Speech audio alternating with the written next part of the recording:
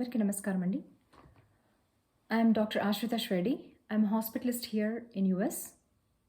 నేను గత సంవత్సరం పాండమిక్ స్టార్ట్ అయినప్పటి నుంచి I been taking care of COVID patients both in ICU and general wards.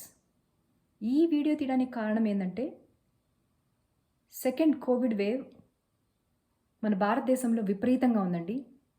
And also Andhra and Telangana రాష్ట్రాల్లో కూడా విస్తృతంగా ఉంది. దాంతోపాటు సోషల్ మీడియాలో చాలా మిస్ఇన్ఫర్మేషన్ ఉంది. దీనివల్ల జనరల్ పబ్లిక్ ఏది నిజమో ఏది అబద్ధమో తెలుసుకోలేక ఆందోళనకు గురవుతున్నారు. పాండమిక్లో ప్యానిక్ మోడ్లోకి వెళ్ళిపోతున్నారండి. వాస్తవానికి వస్తే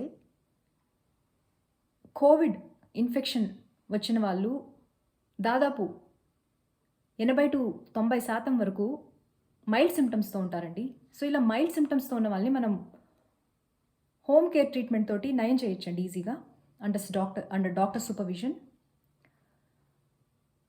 సో ఎలా ఈ హోమ్ కేర్ ట్రీట్మెంట్ తీసుకోవాలి అనేది నేను మీకు ఈజీగా చెప్తాను.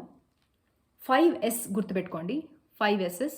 మొదటి S symptom monitor.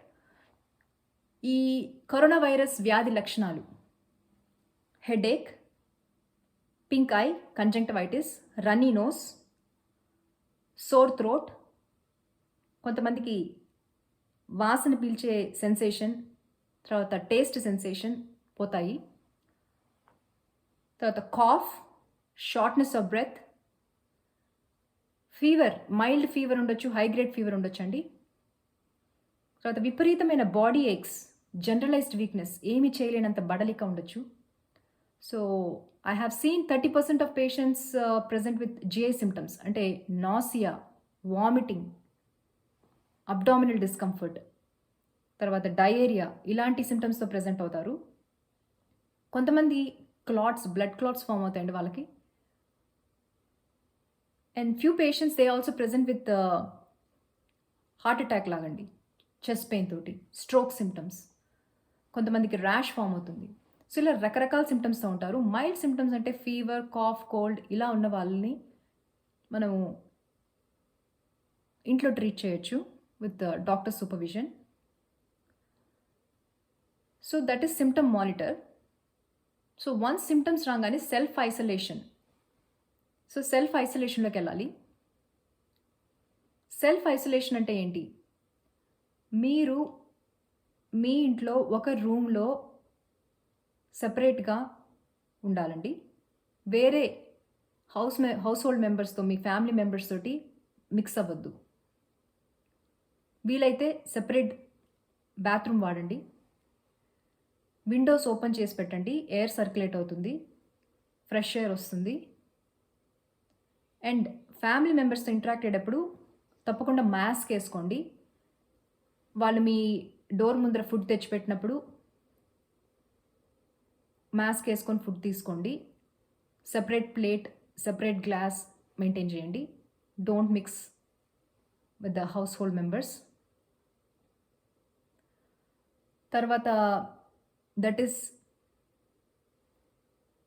Self isolation. Self isolation అనేది చాలా ముఖ్యమైనది. ఎందుకంటే ఒకసారి ఒక వ్యక్తికి సస్పిషన్ ఉందనుకోండి, వాళ్ళకి కోవిడ్ లక్షణాలు ఉన్నాయని, లేకపోతే ఒక కోవిడ్ ఉన్న వ్యక్తితో మాట్లాడినా, లేకపోతే వాళ్ళతోటి కాంటాక్ట్లోకి వచ్చినా వాళ్ళు తప్పకుండా సెల్ఫ్ క్వారంటైన్, సెల్ఫ్ ఐసోలేషన్లోకి వెళ్ళాలి. ఎందుకంటే ఇంక్యుబేషన్ పీరియడ్ అనేది ఉంటుందండి. ఎక్స్పోజ్ అయిన టైం నుంచి సిమ్టమ్స్ ప్రెజెంట్ అవ్వడానికి కొంత టైం పడుతుంది. 3 to 14 days ఉంటుందండి. ఈ టైం పీరియడ్లో వాళ్ళు ఈజీగా వేరే వాళ్ళకి ఇన్ఫెక్షన్ని స్ప్రెడ్ చేయగలుగుతారు. కొంతమందికి సిమ్టమ్స్ కూడా రావండి, ఏసిమ్టమాటిక్గా ఉంటారు. కాబట్టి ఇది చాలా క్రూషియల్ పీరియడ్, ఇంక్యుబేషన్ పీరియడ్ అనేది. సో అంటిల్ ప్రూవన్ అదర్వైజ్ మీకు ఎనీ కాఫ్, కోల్డ్ ఇలాంటి సిమ్టమ్స్ ఉంటే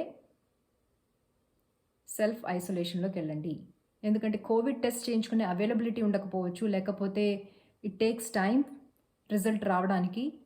ఈ టైం పీరియడ్లో మీరు సెల్ఫ్ ఐసోలేషన్లో ఉండండి. సో సెల్ఫ్ ఐసోలేషన్లో ఉన్నప్పుడు మూడవది గమనించుకోవాల్సింది supportive care. So supportive care అంటే ఏంటి? మీరు రెగ్యులర్గా టెంపరేచర్ చెక్ చేసుకోండి. Low grade fever 99, 100 degrees Fahrenheit ఇలా టెంపరేచర్ ఉన్నప్పుడు పారాసిటమాల్ వేసుకోండి. ఒకవేళ పారాసిటమాల్తో ఫీవర్ కంట్రోల్ కాకపోతే మెఫ్టాల్ స్పాస్ వేసుకోండి. మీ డాక్టర్ని సంప్రదించండి. రెగ్యులర్గా బ్రీతింగ్ అది చెక్ చేసుకోండి. మీకు దగ్గర పల్స్ ఆక్స్ మానిటర్ ఉంటే మీ సాచురేషన్స్, ఆక్సిజన్ సాచురేషన్స్ చెక్ చేసుకోండి. అబౌవ్ 94 ఉంటే it's a good reading. So continue home care. తర్వాత ఈ సపోర్టివ్ కేర్లో పార్ట్ ఏంటంటే డైట్. సో డైట్ అనేది చాలా ఇంపార్టెంట్. 3 పూట్ల పోషకాహారం కావాలండి. When you're fighting against the virus బాడీలో ఫుల్ న్యూట్రిషన్ ఉండాలి. షుగర్, సాల్ట్ ఇలా ఎక్కువ ఉండే ఫుడ్ అవాయిడ్ చేయండి. సోడా, జ్యూసెస్ అంటే కాన్సన్ట్రేటెడ్ జ్యూసెస్ అవన్నీ అవాయిడ్ చేయండి. ఫ్రెష్ ఫ్రూట్ తీసుకోండి. ప్రోటీన్ కంటైనింగ్ డైట్ తీసుకోండి. ఇవన్నీ బ్యాలెన్స్ డైట్. తర్వాత హైడ్రేషన్. మీరు బాడీని హైడ్రేషన్తో ఉంచుకోవాలి. Like adequate amount of water తీసుకోవాలి, లిక్విడ్స్ తీసుకోవాలి. యూరిన్ అవుట్పుట్ చెక్ చేసుకుంటూ ఉండండి. Like urine output is an indication మీ బాడీ వెల్ హైడ్రేటెడా కాదా అని. ఒకవేళ మీకు జిఐ సిమ్టమ్స్ ఎక్కువ ఉండి మీరు ఇంటేక్ మెయింటైన్ చేయలేకపోతే మీరు డాక్టర్ని సంప్రదించండి. హాస్పిటల్కి వెళ్ళాలి. ఎందుకంటే కిడ్నీ ఫెయిల్యూర్ అయ్యే ఛాన్సెస్ ఉంటాయి. సో అందుకని హైడ్రేషన్ అనేది వెరీ ఇంపార్టెంట్. తర్వాత స్ట్రెస్. సో మైండ్ పీస్ఫుల్గా పెట్టుకోవాలి, స్ట్రెస్ ఫ్రీగా ఉండాలి. So try to do some activity. మీ ఉన్న రిస్ట్రిక్టెడ్ ఏరియాలో వీలైనంత వరకు కదులుతూ ఉండండి, మూవ్ అవుతూ ఉండండి. బెడ్కే రెస్ట్రిక్ట్ అవ్వాల్సిన అవసరం లేదు. ఎనీ యాక్టివిటీ చేయండి.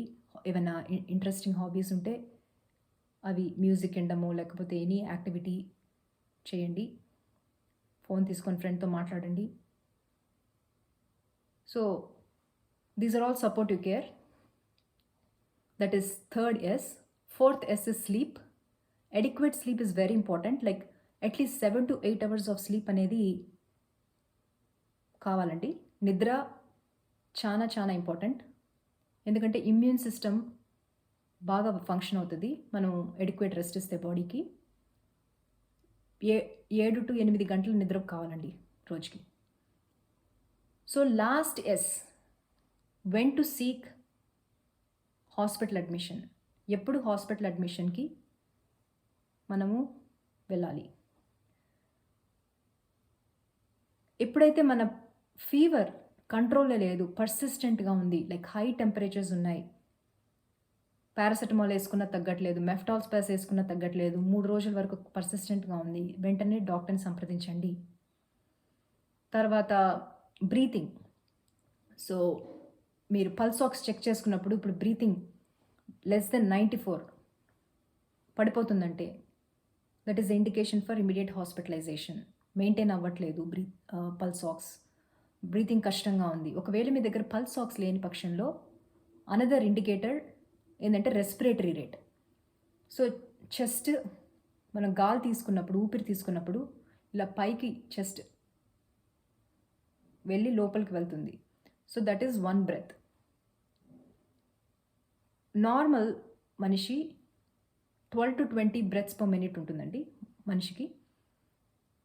అదే వాళ్ళకి ఏమైనా అండర్లయింగ్ లంగ్ ప్రాబ్లమ్స్, నిమోనియా లేకపోతే సిఓపిడి ఇలా ఎనీ లంగ్ ఇష్యూస్ ఉన్నప్పుడు బ్రీతింగ్ రేట్ ఇంక్రీజ్ అవుతుంది. సో ఈ 12 to 20 రేంజ్కి మించితే లైక్ 20 అబోవ్ లైక్ 30 అలా వెళ్తే 30 అంటే ఇట్స్ లైక్ క్రిటికల్ అనమాట. సో సిమ్టమ్స్ సివియర్గా ఉన్నట్టు. That is another indicator. So మీ బ్రీతింగ్ రేట్ని చెక్ చేసుకోండి. అది ఒక బ్రెత్. సో అట్లా 12 to 20 బ్రెత్స్ ఉంటాయి నార్మల్ పర్సన్కి పర్ మినిట్. అది మన రెస్పిరేటరీ రేట్. వెంటనే మీరు హాస్పిటల్కి కాల్ చేసి డాక్టర్ని సంప్రదించండి. ఇంకా ఈజీగా ఈ 5 Sలు గుర్తుపెట్టుకుంటే మీరు సులువుగా మైల్డ్ సిమ్టమ్స్ ఉన్న వాళ్ళు ఈ వైరల్ ఇన్ఫెక్షన్ నుంచి బయటపడతారండి. Symptom monitoring, self isolation, supportive care, sleep, when to seek hospital admission. ఇవి మైండ్లో పెట్టుకోండి. అండ్ డాక్టర్ సూపర్విజన్లో కేర్ తీసుకోండి. ఆందోళన చెందొద్దు. Panic is not the way to go. Try to maintain distance, stay home, wear mask at all times. తప్పకుండా ఈ నియమాలన్నీ పాటించండి. సెల్ఫ్ ఐసోలేషన్ అనేది ఇంపార్టెంట్. తర్వాత టెలికాన్సల్టింగ్ చేస్తున్నామండి. So I'm here to support you all at any time. So American association of physicians of Indian origin అనే ఒక group ఉంది. సో మేము ఫ్రీగా కన్సల్టేషన్ చేస్తున్నాం ఇండియాలో ప్రజలకి. సో ఇవి డిఫరెంట్ టెలిహెల్త్ ప్లాట్ఫామ్స్ మీద మీరు అప్రోచ్ అవ్వచ్చు మమ్మల్ని.